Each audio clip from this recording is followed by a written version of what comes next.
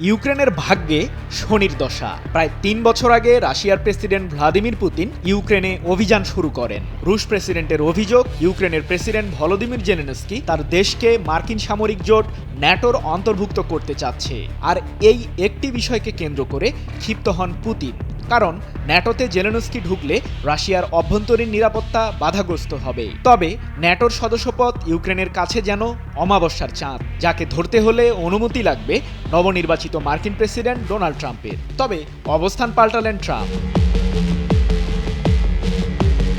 যুদ্ধ থামানোর বুলি ও শান্তি ফেরানোর প্রতিশ্রুতি দিয়ে যুক্তরাষ্ট্রের ৪৭তম প্রেসিডেন্ট নির্বাচিত হয়েছেন রিপাবলিকান পার্টির প্রার্থী ডোনাল্ড ট্রাম্প।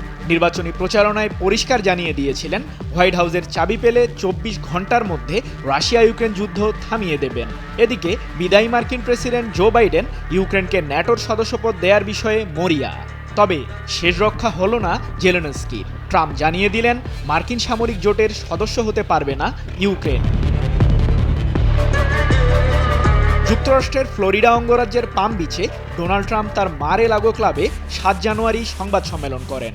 এ সময় তিনি বিদায়ী মার্কিন প্রেসিডেন্ট জো বাইডেনকে দোষারোপ করে বলেন, ইউক্রেনকে ন্যাটোর সদস্যপদ দেয়া নিয়ে রাশিয়ার অভিযোগ আছে। তবে এ বিষয়ে মূল সমস্যা তৈরি করেছেন বাইডেন। তিনি জেলেনস্কিকে নিরাপত্তা ও সদস্যপদ দিতে চেয়েছেন, কিন্তু রাশিয়ার অনুভূতি আমি বুঝি।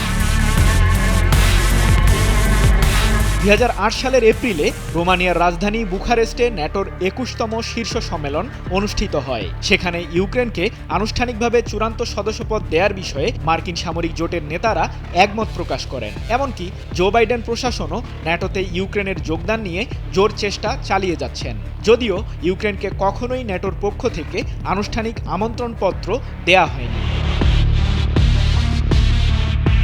এদিকে রুশ আগ্রাসন বন্ধ করতে ন্যাটোকে চাপ প্রয়োগ করছেন প্রেসিডেন্ট জেলেনস্কি। সংস্থাটির সদস্যপদ পেলে সামরিক সহায়তা পাবেন তিনি, যার ফলে যুদ্ধের মাঠে পরিবর্তন আসার সম্ভাবনা রয়েছে। তবে মস্কো সবসময় বিষয়টির বিরোধিতা করে আসছে। প্রেসিডেন্ট পুতিনের দাবি, ইউক্রেন ন্যাটোর সদস্যপদ পেলে আঞ্চলিক পরিস্থিতি আরও খারাপ হবে।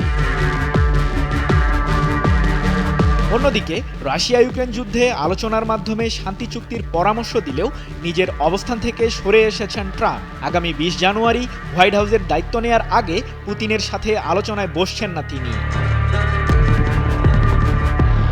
সৃজন মাহমুদ, নিউজ 24।